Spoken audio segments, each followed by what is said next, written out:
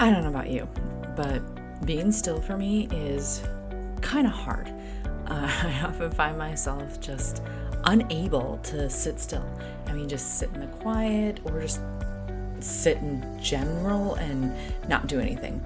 I'm kind of constantly moving, it seems. And whether it be cleaning while watching TV with my family, which my daughter did call me out on just the other day. She said, "Mom, can you please just come sit with us?" I oftentimes tend to listen to my Bible while I'm creating graphics or working on something else, which is not good because I kind of need to, it doesn't help with your focus.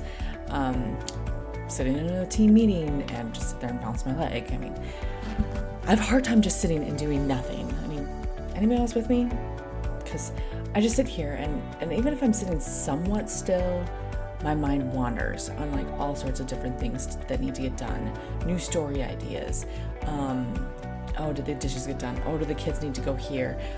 Different things that's coming up, all those different things that just kind of like get in your head. Now, if you add like complete and utter quietness, like no sound at all to the mix, I'm even more in trouble because then I just constantly have to be doing something because quiet is loud. I don't know if you deal with that, but it is. It sounds so weird because quiet shouldn't be loud. But for me, it's like a constant whooshing and screaming in my ears when it's really quiet. Now, I am working on this.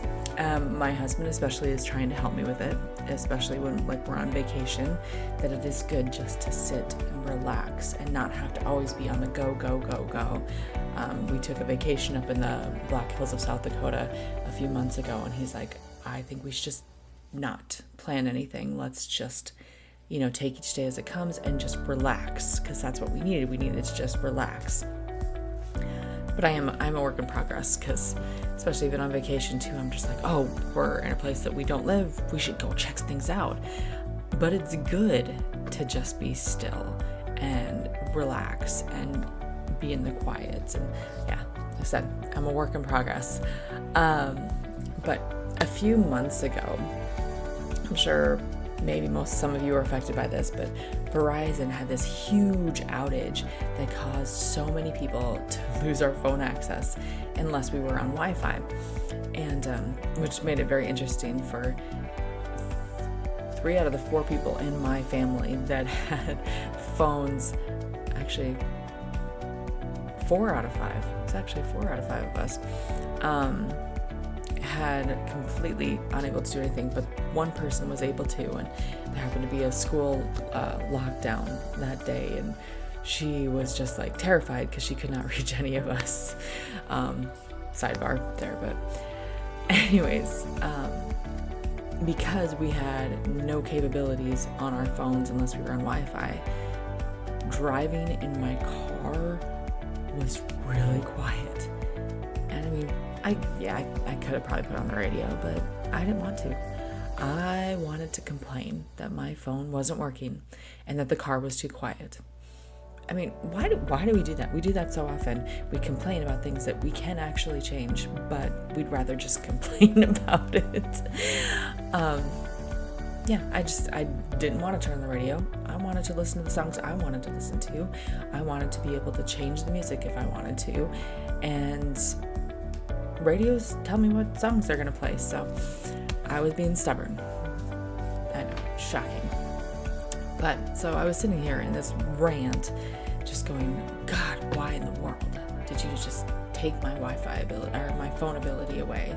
Why can't you just let me listen to this? It is way too quiet in here.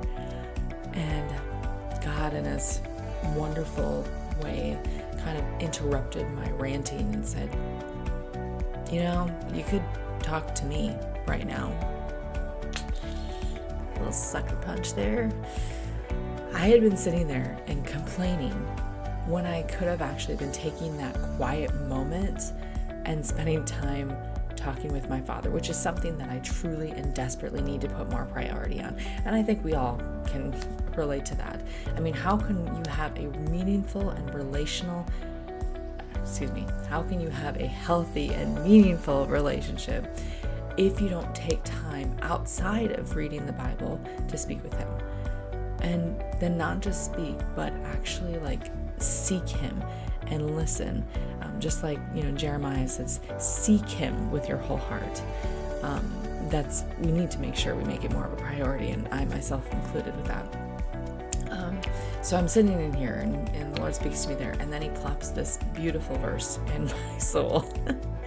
And I'm going to read out it's the Passion Translation, and it says, surrender your anxiety. Who here can be anxious? Yeah.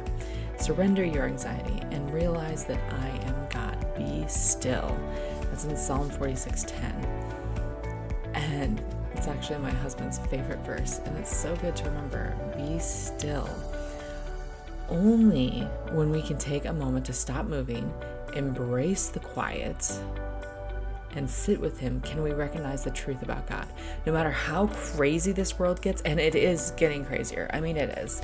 God's perfect will prevail, and he is still on the throne, no matter what. Greatest example is Jesus, because even Jesus took time away from everything to just be still and bask in the presence of our Father and actually sit and talk with him. I mean, what better example could we have than that? So probably need to work on that a little bit better for myself. And it shouldn't take an outage of my phone to remind me, or rather have God remind me to take time to truly be with him. And I have to say, this isn't just about reading the word and checking that off our day list. It's not a checklist, but taking time to commit to speak with him and getting that time and making sure that we are carving it out for him. So important. Think about this. We spend hours upon hours surfing the web, watching TV, and other things that don't necessarily have any true value. Could you set aside 5 minutes in a day, just five measly little minutes in a day to be still for the Lord? 5 minutes may seem like a long time to just sit still, especially if you're like me. But in that time, what could you discover about him, about yourself?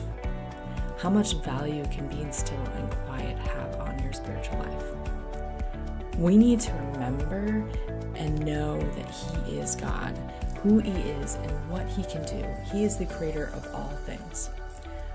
Colossians 1:16 says, "For by him all things were created that are in heaven and that are on earth, invisible and visible, whether thrones or dominions or principalities or powers. All things were created through him and for him." It's beautiful. The Creator can calm our hearts, ease our minds, guide our lives into the right direction if we just be still and take time in his presence. Now, not everything's always going to be perfect when we do this. Life is still going to come at us, sometimes like a freight train. But when they do, when those worries come, we can take a moment in the quiet and lift them to God and let him handle it, which is hard for all of us to do. It's cultivating a spirit that just lets him handle it, and taking a moment and being quiet and being still and trusting in him. There's a verse in Matthew. It says, "If God gives such attention to the appearance of wildflowers, most of which are never even seen, don't you think he'll attend to you, take pride in you, and do his best for you?" God will help you deal with whatever hard things come up when the time comes. And it's so beautiful. That's in Matthew 6:30 and verse 34. And it's not going to come instantly. It's not going to be easy. It will be a daily process. It's a change in our thoughts to focus on him, to make an effort to set aside specific time for God. But with him, we got this, because we can trust that he's got this, which gives us to my favorite word. It gives us confidence. Have a great day.